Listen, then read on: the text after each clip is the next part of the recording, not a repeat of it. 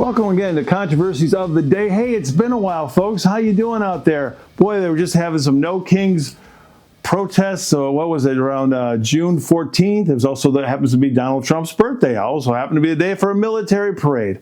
And as we've told you here before, we're going to try to give it to you straight as we see it, as we understand it to be. We try to be objective. So many people in the world want to be, well, we're going to be this side or that side. I don't know. Maybe from a marketability standpoint, maybe they're right. Maybe you got to be on all this side and hate the other side. Why don't you just tell it like it is? There's a few out there trying to do it, and we're one of them. Anyway, folks, no kings. What does that mean to you? No kings. That's what they were chanting on June 14th. I'm thinking, June 14th. No, it's July 4th. It's coming up here, by the way. And if I don't say it to you folks, I hope everybody has a happy July 4th. And I hope everybody, enjoy your holiday, enjoy your day off of work, and, whatever you're going to do, hot dogs and cooking out and enjoying the nice weather, enjoy the fireworks. But remember what it's really all about. This is really about Independence Day. It's really about the signing of the Declaration of Independence, this beautiful document, and these badasses, many of them Freemasons, who took on a monarchy. Okay, we took on a monarchy. Talking about no kings, that's right, no kings or queens. And that's when that ruled our world for so long. And there's still some of it going on today. Some monarchy still going on today. It's amazing, absolutely amazing. So when you think about no kings and the whole day, it was a weird day for me. I mean, on one hand, folks, I was kind of mad. Again, I'm going to be critical here of Donald Trump. I was a little bit mad about the military parade. It's like, what are you doing that for there? Because there was estimates it was going to cost between $20 and $40 million to put on this parade. I was like, okay, we don't need to be spending money like that. We don't need to be doing that, And then I guess Trump was ultimately disappointed, some people said, with it. So I don't know. But I mean, happy birthday to the president. He is a Gemini. Oh my goodness gracious. And we'll get to that in a minute too. But this whole no kings thing, I mean, it really, really brings to mind a lot of questions, folks, a lot of big questions. Because for me, and the presidential authority has been a scary thing at different times. There's things Teddy Roosevelt did that were very controversial. There's things that Abraham Lincoln did, going back there. I think he suspended habeas corpus. Things that FDR did, taking all the Japanese people in California and putting them in, I don't know if they want to really call them concentration camps. Maybe that's just a matter of opinion, but they were in camps, okay? That really happened under Democrat FDR, one of the most popular and famous Democrats of all time. I think a total fascist, by the way, and I'm not a big FDR fan at all. But anyway, so there's been many controversial moves. And of course, President Obama dropped lots of bombs without congressional authority. And we see now some of the things that President Trump's doing. And some congressional people are saying, hey, you're supposed to come and ask for approval from us. Again, unless it's an emergency, I like the idea of the president going to have a congressional approval for actions, especially military, that they're going to take. I mean, it seems to make more sense, seems to be constitutional. We have these separations of powers. We have this checks and balance system. It's the way it should work. But we know other presidents have gotten away with these things. And so, again, one thing leads to another. And here we are, folks. So the no king thing is very interesting. Also, no kings brings to mind, do presidents have as much power as we think they do? Again, we've seen demonstrations in the past where maybe it was an abuse of power, maybe it was an overreach of power. And yet other times you kind of go, do they really have, or are they just like a spokesperson? We elect a spokesperson. It's really someone else behind the scenes calling the shots. We just had with the Biden administration, folks. I mean, what did you see there? The man was clearly not all mentally there, at least for that last year, maybe 2 years of his presidency. He didn't even really campaign in 2020 because COVID was an excuse to hide out in the basement. I mean, it was crazy stuff. I mean, then the whole auto pen stuff that's come out about Biden. So you really wonder, well, who was really running the show there? Some people think the wife, Jill. No, leave me a little higher up, Jill. I want to. Sure, she did some things, but I don't know. Valerie Jarrett. I don't know. Some people think President Obama was coming in there. I don't know about that. But definitely other people were in charge for the Biden administration. Just to give a little taste, a little example of what I'm talking about. And then Donald Trump himself. Here he is now in his second term, and he's calling Jerome Powell, the Fed chair, an idiot. Basically, he doesn't like him now. Well, remember, You appointed him, Donald. That's right, ladies and gentlemen. During Trump 1.0, he appointed Jerome Powell, and as I've criticized on the show before. Why? Who is this guy? He's a lawyer. Jerry's a lawyer. Jerome's a lawyer. A gal named Esther from Kansas, I would have loved for him to take. She was kind of hawkish during the Obama years. She wanted to raise rates when other the doves wanted to keep the rates low. They kept rates low too long.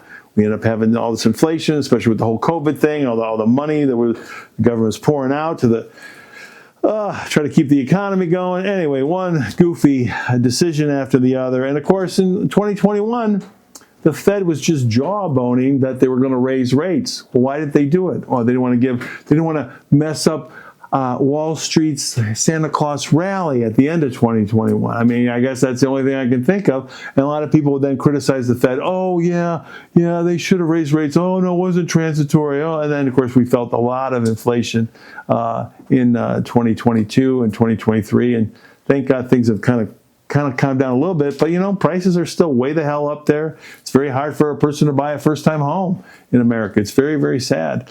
So Trump is looking for a Fed cut from Jerome. I mean, whatever the Fed does right now, I think they should very incrementally. It's just one man's little opinion. If they do a cut, it's probably going to be 25 basis points, 0.25 is what it probably should be. Anyway, we shall see, folks. But there's worry about the tariffs causing more inflation. So there's one excuse after the other. Thank God oil prices are remaining low despite all the trouble in the Middle East. I mean, that's something that really scares the heck out of me.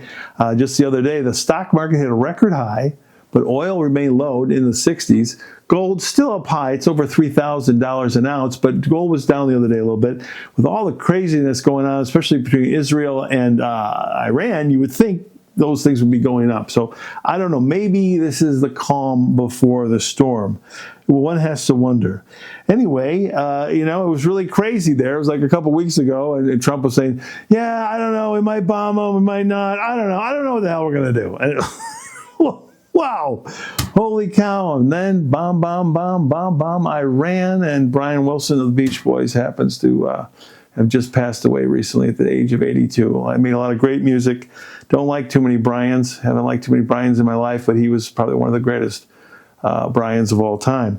A very sad situation. Anyway, we see the tail. It seemed like the tail was wagging the dog. Like Israel almost was bombing, and I thought Trump was Steve Witkoff supposed to get together with the Iranians, and so the Iranians, I don't know, they met with some Europeans, and so many different things were going on. It was just like, well, who's in charge here? Kind of a deal, and who's zooming who? Anyway, Trump does end up bombing. Trump does end up bombing Iran, and then all of a sudden he wants everybody to have a ceasefire. So far, so good. I don't know. Then they were all still lobbing a few rockets. Then he's yelling at both of them and throwing out the F-bomb. It's crazy, folks. Crazy, crazy stuff. I hope the peace holds, and I hope there are some agreements that go on. There's a lot of talk of peace agreements with Qatar. That sounds very good. Logan was just telling me there's supposed to be a big peace deal in Africa between Rwanda and the Congo. So that is hopefully very good. NATO, many countries have agreed to pay more. This was something Trump was working on in his first term. Again, why shouldn't they pay more? This is there to protect them. I mean, if anybody's afraid of Russia, with any kind of abuse of power, or Russia coming into other countries with the aggression that allegedly they've shown with Ukraine, again, that's a whole long story. We've covered that before. We'll probably get into it again. Well, they would do it, right? The European countries. So Trump was right. He was right during his first term about that one. So hopefully the NATO countries are going to pay more. They've agreed to, at least in verbally anyway. So hopefully we're going to get some things under control here. But it's funny. On back to June 14th. So I'm driving to go to my niece's graduation party. And I know there was going to be some protests all over the country, so I didn't know if we were going to see some. It was a 2-hour ride. And sure enough, there they were, Yorkville, Illinois. My God, there was a protest. And so I'm like, oh, I got to yell back at him. My wife's like, don't do that, don't do that. And I'm like, no, honey, I got to do it. Get the camera on, let's go. So anyway, I don't know if we're going to put that on the YouTube channel or not, or if it is on the channel, I don't know. But maybe we'll get on a YouTube channel or an Instagram channel or something. But yeah, so there people were protesting. I don't know what they're protesting. They're protesting the deportations that are going on in LA or whatever. I mean, again, Joe Biden overstepped and I think broke some laws, but they're very, very fancy-dancy with their legalese, and, well, these people just wanted asylum. Well, yeah, Joe, you let millions of people in the country unvetted. You had governors, mayors, in a lot of big Democrat states and cities, basically saying, oh, we're sanctuary, come to our... So they created the mess, and now Trump's got to come in here and clean up the mess, okay? That's what's going on here. And again, I don't want a police state either, folks, okay? And I hope that, Mr. Holman, Secretary Holman, I hope that he just focus on the criminals. Get the criminals out of here. Most of these people, thank goodness, I think do want to work. They want to work. They want to be a part of the American dream. But again, Joe let in so many people, not just from Mexico, not just from Central America, from all over the world. Many of them, as they say, military-age young men. It's kind of scary when you think about it. People worry about sleeper cells in America. I don't know that that's far-fetched. Obviously, I hope that's not true. I hope there's none. But, we see a lot of acts of random violence all the time in our country, be it against a political figure. What happened to Josh Shapiro? What happened to people in Minnesota? What happened to people in Colorado recently? What happened to, I think a young couple was going to get married or something. They were at some Jewish museum or something in Washington, D.C. Horrible things. So much unrest, so much violence. It's just sickening and disgusting. Well, we're all about the peace here, okay? Blessed be the peacemakers, right, folks? And I hope that Donald Trump is going to be a peacemaker. I know the guy's got a big ego. I hope part of his ego is wanting to get a Nobel Peace Prize and to be looked at a president who brought about peace. However, there's this thing, oh yeah, and we've talked about it on the show before, we're probably going to talk about it again, won't go into it deep today, but it's the fourth turning. Look it up if you're interested, if you haven't heard of it already. Neil Howe, he's not my father, he's not my uncle, we never met. I'd love to meet the guy. And the fourth turning, and he's been on several different podcasts. Anyway, maybe someday we'll have him on ours, that'd be awesome, but it really would be. But here's the thing, Donald, Mr. President, you bombed Iran. Now, hopefully they got the message, they got the memo, and they're going to back off, and hopefully we can get some peace deals going between Iran and Israel. Hopefully we can get Israel and the Palestinians, that whole situation to calm down. I don't know what the answer is there, folks. You think all the money that's come from this country to Israel, to the neighbors of Israel, some of which hate Israel, would buy the peace. I've said it here so many times, and it hasn't bought the peace. What is the answer? Do we need to cut everybody off? I mean, all sides, both sides. Ooh, the Republicans on the AM radio, they couldn't handle that one. Oh, no, ever cut Israel off. Ooh, because it's really the 51st state, right? I don't know. If you want to go down that route, you know where Candace Owens is. You can go find her. I don't know about that, folks. I know they're in a tough spot, and just hopefully people can, all these years we've had all this trouble on and off. It never really stops. It's just insane to the membrane. These people have been bullied by their own leadership for years. I've talked about that in the past as well. I'm talking about the so-called Palestinians or Gazans, however you want to refer to the folks there. There's millions of people there, and the situation is going to have to be dealt with. And we don't want to see a genocide. We don't want to see all this violence and bloodshed. It's a horrible thing. Anyway, folks, so many things to talk about. Donald Trump, and we're really hoping, let's go back a little bit. Donald Trump and Elon Musk. Tell me that you're leaving. Can't believe it's true. Girl, there's just no living without you. Don't take... Oh, sorry. I thought I was Neil Sedaka for a second there. Anyway, all right. Breaking up is hard to do. Well, I don't know. Hopefully they're going to work it out. But boy, Elon was just throwing some heavy... What do the kids say today? Shade? So he was throwing some heavy criticisms at the president there.